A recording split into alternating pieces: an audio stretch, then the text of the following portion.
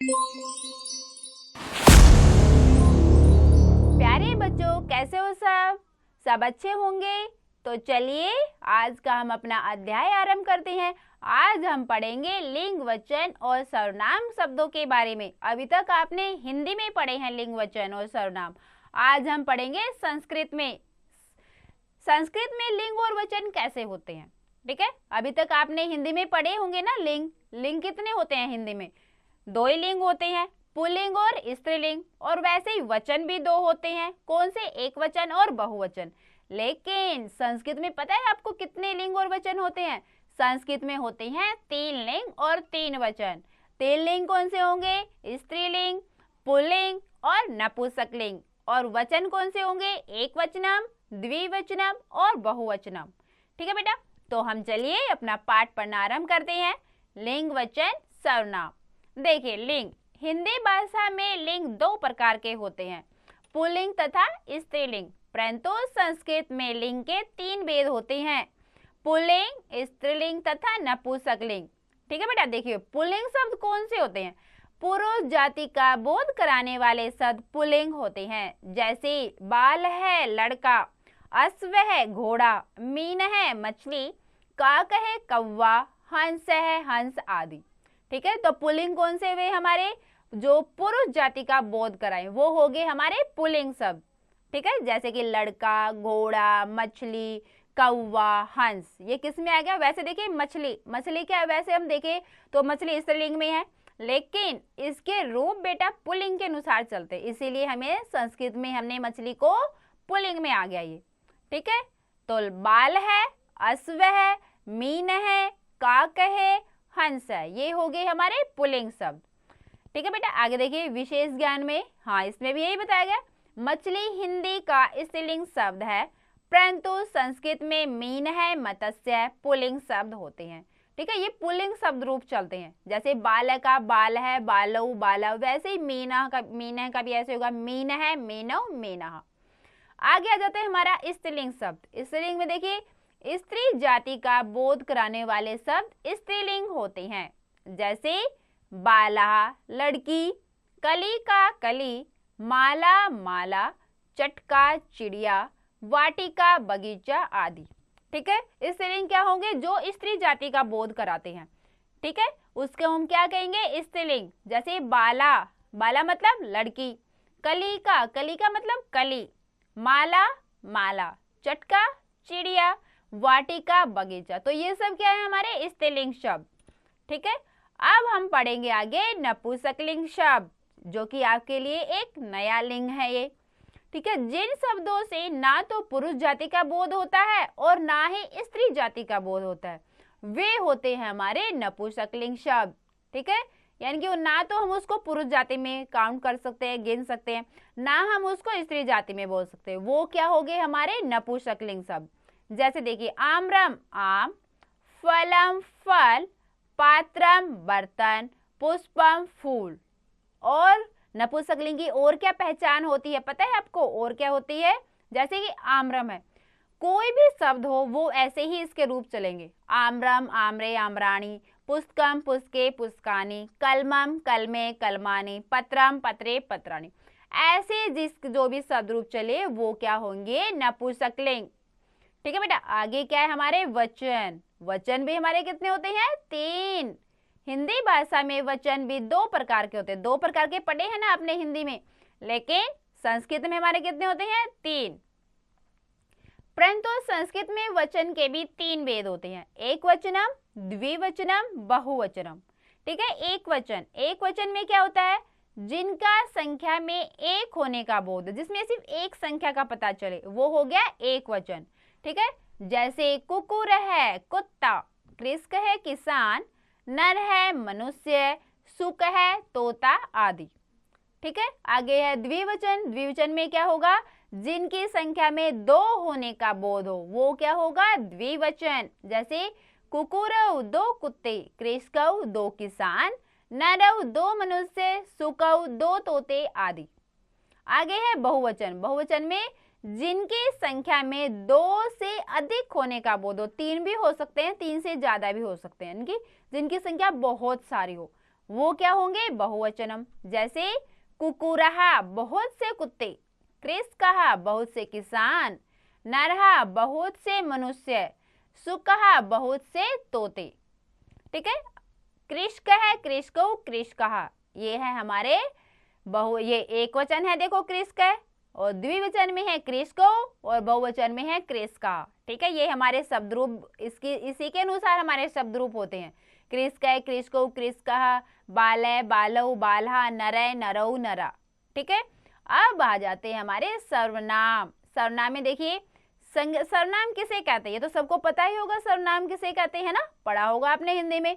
क्या होते हैं सर्वनाम? जो संज्ञा के स्थान पर प्रयोग किए जाते हैं वो क्या होते हैं? सर्वनाम।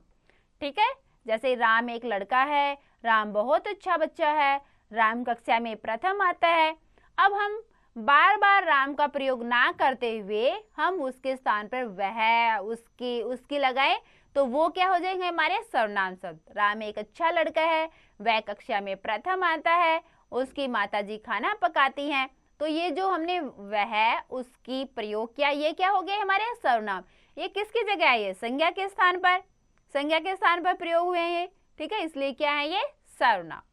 अब आगे देखिए, संज्ञा के स्थान पर प्रयोग किए जाने वाले शब्द सर्वनाम कहलाते हैं। जैसे तत् वह, एतत् यह, इदम यह, किम कौन या क्या आदि। ठीक है, संस्कृत में सर्वनाम 3 पुरुषों के रूप में प्रयोग किए जाते हैं। अब आप पढ़ोगे संस्कृत में 3 पुरुष। ठीक है, 3 वचन पढ़े हमने, 3 हमने लिंग पढ़े, अब 3 हम क्या पढ़ेंगे? पुरुष। कौन कौन से? प्रथम पुरुष, मध्यम पुरुष और उत्तम पुरुष। प्रथम पुरुष, प्रथम पुरुष में क्या होता है? जब हम किसी अन्य के बारे में बात करते हैं वह प्रथम पुरुष होता है। जैसे स वह, तव वे दोनों, ते वे सब। ठीक है, जब दो व्यक्ति आपस में बातचीत करें, किसके बारे में? किसी तीसरे के बारे में जो वहां उपस्थित नहीं है, ऐसे व्यक्ति के बारे में बात कर रहे हैं, तो वो क्या हो गया? प्रथम पुरुष। जैसे राम और मोहन दोनों आपस में बात कर रहे हैं और बोल रहे कि सोहन आज स्कूल नहीं आया। ठीक है, तो हम किसके बारे में बात की? उन्होंने सोहन के बारे में, जो वहां पर उपस्थित नहीं है। तो क्या हो गया? ये प्रथम पुरुष। प्रथम पुरुष को हम अन्य पुरुष भी कहते हैं। ठीक है, आगे आ जाता है हमारा मध्यम पुरुष। मध्यम पुरुष में क्या? देखिए, जिससे बात करते हैं, अर्थात सुनने वाला व्यक्ति। ठीक है, जिससे बात करी जाए या कोई सुनने वाला व्यक्ति है। जैसे मैं बोल रही हूँ, आप सुन रहे हैं, आप क्या है? मध्यम पुरुष। ठीक है, जैसे तवम तुम, युवाम तुम दोनों, यूयम तुम सब। ठीक है, ये क्या हो गए? मध्यम पुरुष। आगे आ जाता है उत्तम पुरुष। उत्तम पुरुष में कौन सा है? बात करने वाला व्यक्ति उत्तम पुरुष होता है, यानी कि बोलने वाला, वक्ता। जैसे मैं बोल रही हूँ, मैं कौन हूँ? वक्ता, उत्तम पुरुष। आप सुन रहे हैं, आप कौन है? मध्यम पुरुष, श्रोता।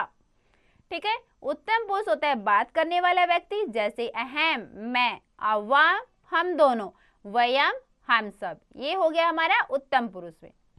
ठीक है बेटा, विशेष ज्ञान देखिए, तीनों पुरुषों में तीनों वचनों का प्रयोग होता है। ठीक है, 3 पुरुष होते हैं, प्रथम पुरुष, मध्यम पुरुष, उत्तम पुरुष, लेकिन इनमें तीनों वचनों का प्रयोग होगा। ठीक है, जैसे प्रथम पुरुष में स, तौ, ते। स किसमें आ गया? एक वचन में, तौ द्विवचन में, ते बहुवचन में। वैसे ही फिर आ जाता है हमारा मध्यम पुरुष में तवम, युवाम, यूयम। तवम एक वचन, युवाम द्विवचन, यूयम बहुवचन। फिर आ जाता है हमारा उत्तम पुरुष। उत्तम पुरुष में अहम, अवाम, वयम। तो तीनों वचन आ गए इसमें भी, अहम एक वचन में, अवाम द्विवचन और वयम बहुवचन। ठीक है, आगे देखिए, प्रथम पुरुष में तीनों लिंगों का प्रयोग होता है, परंतु मध्यम व उत्तम पुरुष में केवल पुल्लिंग व स्त्रीलिंग का प्रयोग होता है। मध्यम तथा उत्तम पुरुष के सर्वनाम स्त्रीलिंग व पुल्लिंग में समान होते हैं। ठीक है, जो हमारा देखिए प्रथम पुरुष है उसमें क्या है? तीनों लिंगों का प्रयोग होता है। उसमें स्त्रीलिंग का अलग होगा और पुल्लिंग का अलग होगा, नपुंसकलिंग का अलग होगा। क्यों? उसमें स्त्रीलिंग, पुल्लिंग और नपुंसकलिंग के अलग अलग रूप होंगे। कैसे? जैसे कि हम ले लेते हैं पुल्लिंग का। सोचिए पुल्लिंग का कैसे होगा? एक वचन में होगा स, द्विवचन में तौ, बहुवचन में ते, यानी कि स, तौ, ते। ठीक है, और फिर आ जाता है स्त्रीलिंग का। स्त्रीलिंग हम कैसे करेंगे? सा, ते, ताह। ठीक है, और फिर आता है हमारा नपुंसकलिंग। नपुंसकलिंग कैसे होगा? तत्, ते, तानी। तत् एक वचन में, ते द्विवचन में, तानी बहुवचन में। ठीक है, ये आ जाता है हमारा किसमें, प्रथम पुरुष में। लेकिन मध्यम पुरुष जो उत्तम पुरुष है ना बेटा, वो दोनों सभी तीनों लिंगों में समान होता है। जैसे तवम, युवाम, यूयम, तो हम इसका पुल्लिंग में भी प्रयोग कर सकते हैं और स्त्रीलिंग में भी और नपुंसकलिंग में भी। और वैसे ही बेटा उत्तम पुरुष है, उत्तम पुरुष का भी हम वैसे ही प्रयोग करेंगे, अहम, अवाम, वयम, ये भी तीनों लिंगों में समान रहेगा। ठीक है, इसमें भी कोई ये नहीं कि स्त्रीलिंग तो अलग होगा और पुल्लिंग तो अलग होगा, नपुंसकलिंग तो अलग होगा, नहीं, मध्यम पुरुष और उत्तम पुरुष तीनों लिंगों में समान होता है। बस रूप किसमें बदल, फिर वचन बदलते किसमें, सिर्फ प्रथम पुरुष में। ठीक है, आगे देखिए सर्वनामों के रूप, इदम, यह, यहाँ पर देखिए हम पुल्लिंग, स्त्रीलिंग और नपुंसकलिंग सभी हम शब्दों के, शब्द रूपों के हम समान रूप पढ़ेंगे, सर्वनामों के रूप पढ़ेंगे हम। देखिए इदम, यह, एक वचन, द्विवचन, बहुवचन, पुल्लिंग इयम, यह, इमौ, ये दो, इमे, ये सब, स्त्रीलिंग इयम, यह, इमे, ये दो, इमहा, ये सब, नपुंसकलिंग इदम, यह, इमे, ये दो, इमानी, ये सब। ठीक है, तो देखिए सबका मतलब क्या हुआ, यह, ये दो, ये सब। लेकिन देखिए पुल्लिंग, स्त्रीलिंग, नपुंसकलिंग सब में अलग अलग है। पुल्लिंग में कैसे है, अयम, इमौ, इमे, और पुल्लिंग में, स्त्रीलिंग में कैसे है, इयम, इमे, इमहा, और नपुंसकलिंग में इदम, इमे, इमानी। आगे है एतत, यह, एक वचन, द्विवचन, बहुवचन, पुल्लिंग में कैसे है, देखिए एष है, एतौ, एते, स्त्रीलिंग में ऐसा, एते, एतः, नपुंसकलिंग में एतत, एते, एतानि। सबका मतलब क्या है, एक वचन में सबका है यह, और द्विवचन में सबका ये दो, और बहुवचन में सबका ये सब। आगे आता है तत्, वह। ठीक है, एक वचन, द्विवचन, बहुवचन, पुल्लिंग में कैसे होगा, स, तौ, ते, स्त्रीलिंग में सा, ते, ता, और नपुंसकलिंग में तत्, ते, तानि। और इनमें भी सबका मतलब क्या होगा, वह, एक वचन में सबका, और वे दो सबका द्विवचन में, और वे सब बहुवचन में। उसके बाद है बेटा किम, क्या, कौन, एक वचन, द्विवचन, बहुवचन, पुल्लिंग में कैसे होगा, क, कौ, के, स्त्रीलिंग में का, के, कहा, नपुंसकलिंग में किम, के, कानि। सबका मतलब क्या होगा, कौन, कौन दो, कौन सब। ठीक है, उसके बाद है अस्मद, मैं। अस्मद के लिए देखिए मैं दोनों लिंगों में एक समान होगा, पुल्लिंग में भी, स्त्रीलिंग में भी, अहम, मैं, अवाम, हम दोनों, वयम, हम सब। ठीक है बेटा, आगे है युष्मत्, तुम, एक वचन, द्विवचन, बहुवचन, ये भी दोनों लिंगों में एक समान रहेगा, तवम, युवाम, यूयम, तुम, तुम दो, तुम सब। आगे देखिए पाठ एक दृष्टि से लिंग, लिंग देखिए कितने प्रकार के होते हैं, हमने पढ़ा है, पुल्लिंग, स्त्रीलिंग और नपुंसकलिंग। जैसे बाल है लड़का, बाला लड़की, नपुंसकलिंग में फलम, फल, कृषक है किसान, कली का कली, पुष्पम, फूल। ठीक है, दो दो आपको उदाहरण देके बताया गया है, पुल्लिंग के, स्त्रीलिंग के और नपुंसकलिंग के। ठीक है, आगे है वचन, वचन भी तीन होते हैं, देखिए एक वचन, द्विवचन, बहुवचन। पुल्लिंग में कैसे चलेंगे, देखिए रूप, बाल है, बालऊ, बाला, तो कोई भी शब्द होगा आपका, जैसे यहाँ पे आपको बाल दिया गया। ठीक है, इसके अलावा कोई भी शब्द होगा। ठीक है, देव है, जैसे देवै, देवऊ, देवा। ठीक है, बालक है, बालकऊ, बालकहा, नर है, नरऊ, नरा, सबके पुल्लिंग में एक समान ही रूप चलेंगे, सिर्फ पुल्लिंग के एक के अकॉर्डिंग ही। आगे स्त्रीलिंग, स्त्रीलिंग में जैसे कि चटका, चटके, चटका, और भी बहुत सारे शब्द है स्त्रीलिंग के, बाला, बाले, बाला, माला, माले, माला, कलिका, कलिके, कलिका, मक्षिका, मक्षिके, मक्षिका। आगे जाता है हमारा नपुंसकलिंग, नपुंसकलिंग में पात्रम, पात्रे, पात्राणी, ये चलेंगे हमारे नपुंसकलिंग में रूप। कोई भी नपुंसकलिंग का रूप है हमारे इसी प्रकार होंगे, जैसे कमलम, कमले, कमलानी, पत्रम, पत्रे, पत्राणी, फलम, फले, फलानी, कंदुकम, कंदुके, कंदुकानी। तो ऐसे ही सारे रूप चलेंगे हमारे। आगे जाते हैं हमारे सर्वनाम, सर्वनाम में देखिए सर्वनाम को पहले बांटा गया है तीन पुरुषों में, प्रथम पुरुष, मध्यम पुरुष, उत्तम पुरुष। फिर तीनों पुरुषों के दिए गए हमें तीनों वचन, एक वचन, द्विवचन, बहुवचन। जैसे देखिए प्रथम पुरुष का दिया गया पुल्लिंग में स, तौ, ते, स्त्रीलिंग में सा, ते, तः, नपुंसकलिंग में तत्, ते, तानि। उसके बाद दिया गया मध्यम पुरुष में तवम, युवाम, यूयम, तवम, युवाम, यूयम। सेम ही होएगा, बताया मैंने आपको भी कि बदलते ही नहीं है मध्यम पुरुष और उत्तम पुरुष में। नहीं बनते। उत्तम पुरुष में अहम आवाम वयम और स्त्रीलिंग में भी अहम आवाम वयम नहीं बनते। ठीक है, सिर्फ बनते किसमें है? प्रथम पुरुष में। प्रथम पुरुष में ही होगा तीनों लिंगों में, तीनों इसमें, हाँ तीनों लिंगों में, लेकिन मध्यम पुरुष और उत्तम पुरुष में सेम रहेंगे, एक समान रहेंगे। ठीक है बेटा, तो सबने बहुत अच्छे से समझा। हमारा पाठ कितना अच्छा पाठ था। हमने जाना कि कितने लिंग होते हैं, कितने वचन होते हैं, पुरुष क्या होते हैं, और फिर हम पुरुष के आधार पर हम लिंग और वचनों को कैसे विभाजित करते हैं, सब आपने सीखा बहुत अच्छे से। सबने, मुझे लग रहा है कि सबने बहुत अच्छे से पढ़ा होगा, बहुत अच्छे समझ में आया होगा सब बच्चों को। चलो तो फिर अब हम इसका अभ्यास कार्य करते हैं। ठीक है बेटा, देखो पहला क्या है? सही विकल्प चुनिए। यहाँ पर देखो आपको 4 प्रश्न दिए गए, इसमें से आपको सही विकल्प चुनना है। जैसे देखिए पहला क्या है? संस्कृत में लिंग तथा वचन के डैश भेद होते हैं। तो सबको पता होगा संस्कृत में लिंग और वचन के कितने भेद होते हैं, पता है सब बच्चों को? वेरी गुड, बहुत अच्छा, सबको पता है। कितने होते हैं? 3। तो ऐसे ही आपको चारों प्रश्नों का आपको उत्तर देना है। ये आप खुद से करेंगे क्योंकि आपने पाठ बहुत अच्छे से समझा है। ठीक है बेटा, क्या है दूसरा? पुरुष जाति का बोध कराने वाले शब्द क्या कहलाते हैं? तीसरा है 2 से अधिक संख्या का बोध किसमें होता है? जिसमें 2 से ज्यादा संख्या होती है। संज्ञा के स्थान पर प्रयुक्त होने वाले शब्द क्या कहलाते हैं? ठीक है, ये आपको स्वयं करना है बेटा। अगला क्या देखिए दूसरा, निम्नलिखित शब्दों में से पुल्लिंग, स्त्रीलिंग व नपुंसकलिंग शब्द छांटिए। तो देखिए आपके पास कितने सारे शब्द हैं, इनमें से आपको क्या छांटना है? पुल्लिंग के आपको अलग करने हैं, स्त्रीलिंग के आपको अलग करने और नपुंसकलिंग के अलग करने। पुल्लिंग जैसे देखो, पुल्लिंग का है, देखो जैसे पुल्लिंग का इसमें क्या है? खगा। खगा किस में आता है? पुल्लिंग में। और स्त्रीलिंग में है जैसे नौका, नौका स्त्रीलिंग में आएगा, और क्रीडनगम ये आएगा हमारा नपुंसकलिंग में। ठीक है, तो ऐसे आपको इसी प्रकार से सारे शब्दों को तीनों लिंगों में विभाजित करना है। अब आ जाता है हमारा मिलान करो। मिलान करना है हम यहाँ पर, जैसे कि आवाम। आवाम मतलब क्या होता है? आवाम, हम दो। ठीक है, के किसके लिए लगाएंगे? क कौ के किसके लिए लगाएंगे? कौन? दो, ये स्त्रीलिंग का है।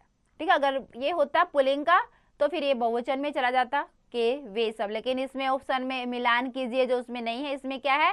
कौन, दो, यानी कि स्त्रीलिंग है। तो इसी प्रकार से आपको सारे शब्दों को आपको मिलान करना है आप उसके सामने वाले लाइन से। आगे देखिए हमारी क्या है? एक्टिविटी, क्रियाकलाप। इसमें आपको क्या करना है? देखो, उड़ते हुए बादलों में खाली स्थान सही पुरुष से भरिए। जो ये बादल बने हुए ना बेटा, यहाँ पर आपको क्या करना है? इनको भरना है, जो खाली स्थान इसमें दे रखा है। ठीक है, जैसे पहले है प्रथम पुरुष, एक वचन, द्विवचन, बहुवचन।